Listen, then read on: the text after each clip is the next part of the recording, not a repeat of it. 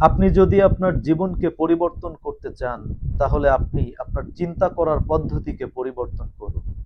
কারণ আপনার চিন্তা যেমন হবে, আপনার ইচ্ছা বা অনুভূতি তেমনই হবে। আপনার ইচ্ছা বা অনুভূতি যেমন হবে, আপনার কাজ তেমন হবে। আর doing something over and over again is called habit. কোনো কাজ বারবার করাকে অভ্যাস বলা হয়।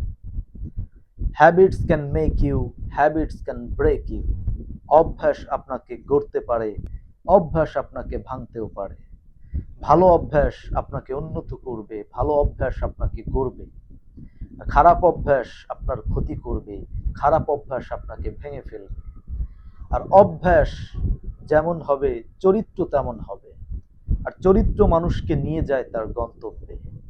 তাহলে একটি সুন্দর গন্তব্য পেতে হলে অবশ্যই আমাদের চিন্তাকে পরিবর্তন করতে হবে।